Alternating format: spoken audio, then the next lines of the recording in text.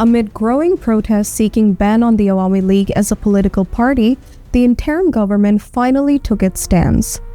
In a major political development, the government's advisory council announced the ban late last night, which will be enforced under the Anti-Terrorism Act.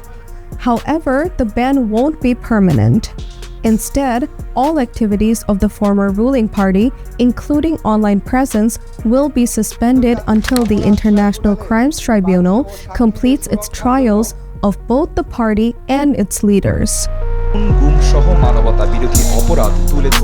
Law advisor Asif Nazrul made the announcement yesterday at a press conference following an emergency meeting convened by the Advisory Council, chaired by Chief Advisor Muhammad Yunus. In a written statement, the advisors also approved an amendment to the International Crimes Tribunals Act, giving the tribunal the authority to punish political parties, their affiliated organizations, or support groups. The ban will be enforced in order to protect national security and sovereignty, ensure safety of the July uprising activists, and safeguard plaintiffs and witnesses of the International Crimes Tribunal. A circular regarding the ban would be issued on the next day, Advisor Asif said. The decision follows mounting protests with demonstrators demanding the former ruling party be barred from politics.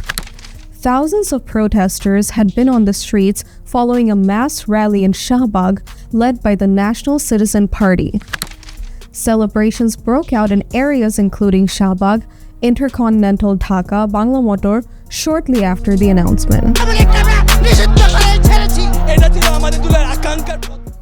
In an immediate reaction, National Citizen Party convener Nahid Islam said the party seeks implementation, stating that the Election Commission must cancel the registration of the banned fascist Awami League as soon as possible.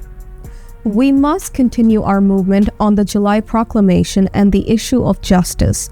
Fascist mass murderers from all over the country must be identified and brought to justice as soon as possible, Nahid said in a statement. During the 2024 July uprising, hundreds, including women and children, were killed by police or Awami League cadres. A United Nations fact-finding mission estimates up to 1,400 deaths and reported serious human rights abuses by security forces and Awami League supporters between 15 July and 5 August 2024 as part of a calculated effort to retain power. Awami League leader and ousted Prime Minister Sheikh Hasina fled to India on 5th August, with most party leaders now jailed or in hiding abroad.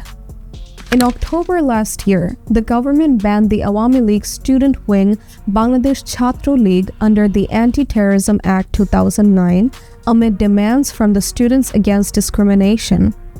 The same month, the government reconstituted the International Crimes Tribunal to start the trials of people who committed crimes against humanity during the uprising.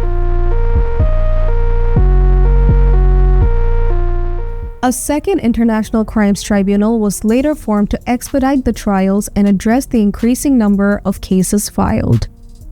Currently, 22 cases are pending with the ICT, and 339 complaints have already been filed with the ICT investigation agency over the July atrocities. The ICT was originally formed in March 2010 by the Awami League government to try the perpetrators of the crimes committed during the Liberation War in 1971. The interim government, in its first draft for the amendment to the International Crimes Tribunals Act 1973, included a provision to allow the trial of organizations. Youth and sports advisor Asif Mahmood Shajib Bhuiya, in a statement posted on Facebook, warned that Awami League supporters may create chaos across the country after the ban.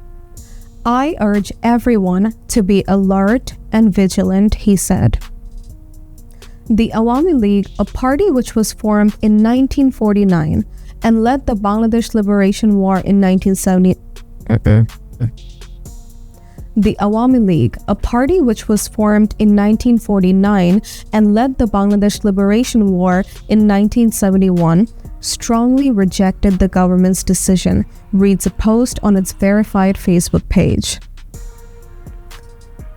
The interim government's decision to ban the Awami League marks a watershed moment in the nation's political landscape.